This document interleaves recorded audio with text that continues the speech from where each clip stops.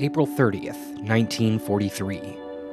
9:30 a.m., just off the coast of Spain. A local sardine fisherman, going about his day, spots something strange floating a ways off in the water. He takes a few minutes to investigate, as any curious fisherman would, and soon realizes, to his horror, he's happened upon a body. Not just any body, mind you, but the corpse of a British soldier, a captain of the Royal Marines, the acting Major William Martin. Looped around the belt of his trench coat is a chained military briefcase. The local authorities are called, and the body is sent to the city of Huelva and placed into the possession of the Spanish military. Before long, the briefcase is cracked open, and inside, the Spaniards find correspondence between two British generals, which imply that the Allies plan to invade Greece and Sardinia, using an invasion of Sicily as a diversion. The Spanish government is neutral in the war, but are known to cooperate with the Germans. Copies of the briefcase contents are soon shared with the German military, and the Nazis, stunned at their good fortune, shift their forces away from Sicily and direct them to the two invasion targets, eager to have a solid leg up on the British. A short time later, a message is sent by Brigadier Leslie Hollis, the secretary to the Chiefs of Staff Committee, to Winston Churchill. The communique reads, "Mincemeat, swallowed rod, line, and sinker." Churchill reads the message and smiles. The Nazis had fallen for it. A year previously, the Allies, pleased with their success in the North African campaign, began brainstorming their next target. While it was quickly determined that an invasion of France by Britain wouldn't be possible until 1944, Churchill wanted to reallocate forces from North Africa to attack Europe's soft underbelly. At the Casablanca Conference in January 1943, Allied planners selected Sicily as the next target, with a timetable of no later than July that year. The problem, from many in the Allied forces' point of view, was that Sicily was too obvious a choice. Control of the island would open the Mediterranean Sea to Allied shipping and make it possible to invade continental Europe through Italy. Many believed the buildup of resources necessary for the invasion would be quickly detected and blunted by the Axis.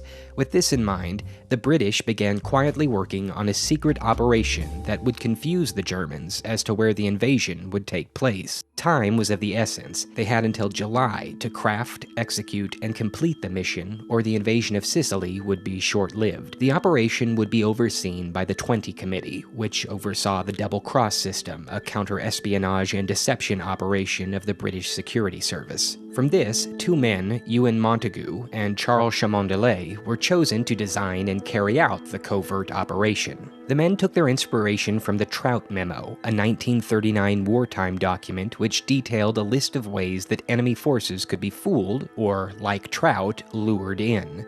Number 28 on the list was titled, "A Suggestion," not a very nice one. The idea?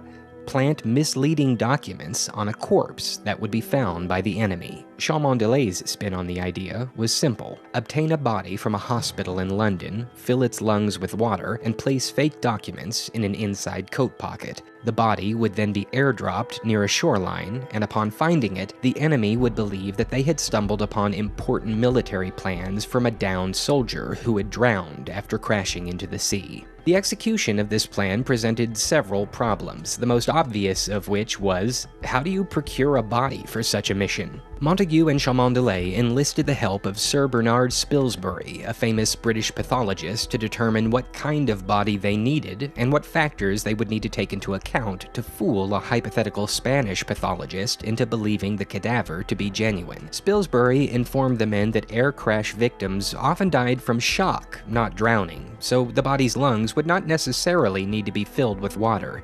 He further supposed that the Spaniard pathologists would be Roman Catholics and therefore reluctant to perform a full autopsy. This meant their options for a suitable corpse were widened, and Spilsbury began searching London for an unwanted body that could meet the qualifications. On January 28, 1943, the body of Glyndwr Michael, a Welsh homeless man, became available. Michael died in St. Pancras Hospital, seriously ill from ingesting rat poison in an abandoned warehouse close to King's Cross. He had no family, no friends, and according to Montagu several years later, was a bit of a ne'er-do-well whose only worthwhile deed was done after his death. It was determined that the small amount of rat poison in his system would not be detectable. There was one caveat, however. The body itself only had a shelf life of 3 months, after which it would decompose past the point of usefulness. With the clock ticking, Montagu and Cholmondeley launched Operation Mincemeat and got to work creating the corpse's undercover identity. The name and rank chosen was Captain Acting Major William Martin of the Royal Marines, assigned to Combined Operations Headquarters. Martin was a common last name among Royal Marines with the rank. The hope was that if an inquiry was made about the captain's identity by the enemy, they would find several records from various different men in the division, quelling any suspicion.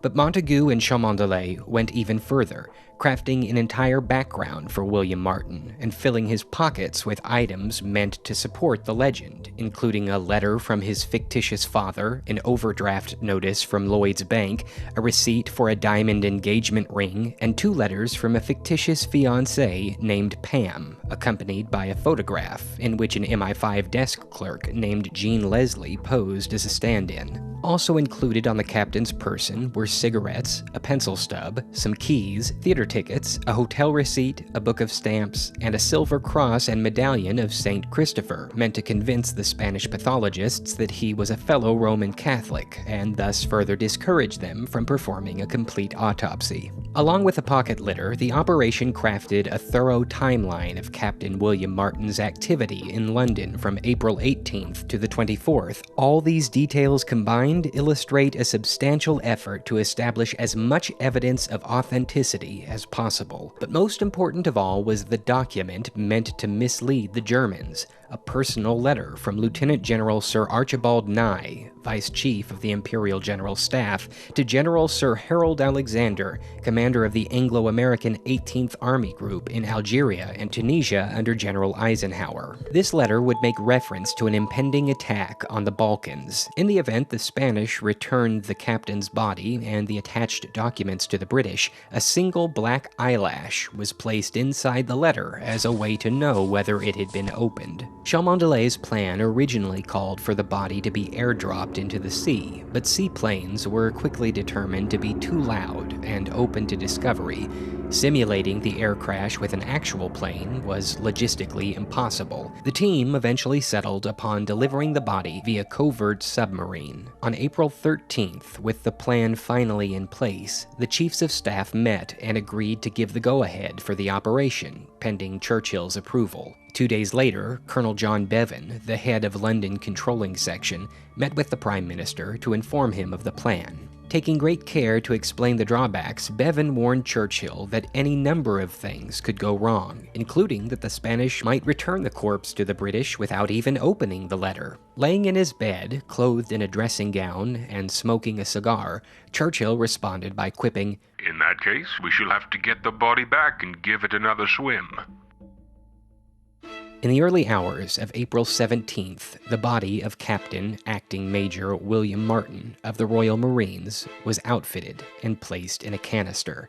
The canister was loaded into a 1937 Fordson van, driven by British Secret Service agent St. John Jock Horsfall, who, before the war, had been a motor racing champion. Cholmondeley and Montagu traveled with the canister in the back of the van. Agent Horsfall drove through the night to Greenock, West Scotland, and, once there, the canister was taken aboard the HMS Seraph, an S-class submarine of the British Royal Navy. Seraph's commander, Lieutenant Bill Jewell, who was clued in on the op, told his men that the canister contained a top-secret meteorological device that was to be deployed near Spain. On April 19th, Seraph set sail. During the 10-day voyage, the vessel endured 2 separate bombings, and after much uncertainty, finally arrived just off the coast of Huelva. At 4:15 the next morning, Seraph finally surfaced. Jewell had the canister brought up to the deck, and then sent all men except the officers back inside the sub. The officers were quickly informed of the actual purpose of the mission, and together, they opened the canister. As the body was lowered into the water, Lieutenant Jewell read the 39th Psalm, a Psalm of David, a prayer for wisdom and forgiveness. As Seraph's engines were fired up, the ship's propellers pushed the corpse toward the direction of the shore.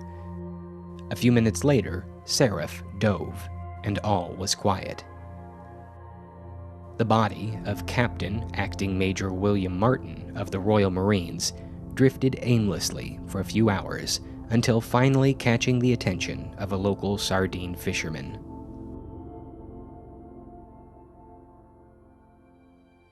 After a quick examination by the Spanish, the body was buried on May 2nd in the San Marcos section of Nuestra Señora Cemetery in Huelva with full military honors. The grave remains there to this day. On May 11th, the Captain Acting Major's effects were finally returned to London. British Secret Service opened the briefcase and examined the letter. The eyelash was missing.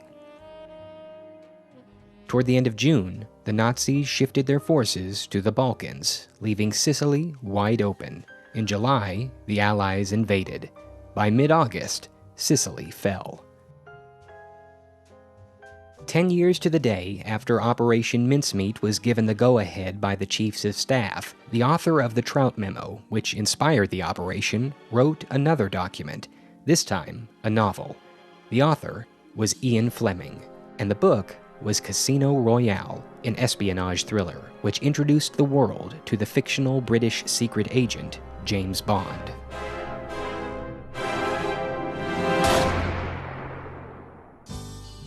This episode of Really Weird History is brought to you by Skillshare. Skillshare is an online learning community with over 20,000 classes in subjects like film, writing, and design. Their premium membership gives you unlimited access to these high-quality courses so that you can improve your skills and unlock new opportunities to do the work you love. If you're a fan of short stories like this and want to learn how to write a few yourself, you might check out this course on writing character-driven short stories by Yiyun Lee. You can join the millions of students already learning on Skillshare today because I've got a special offer just for you. 2 months of unlimited access to Skillshare's over 20,000 classes for free. Follow the link in this video's description to get started. It's just that easy. Act now for this special offer and you can start learning today.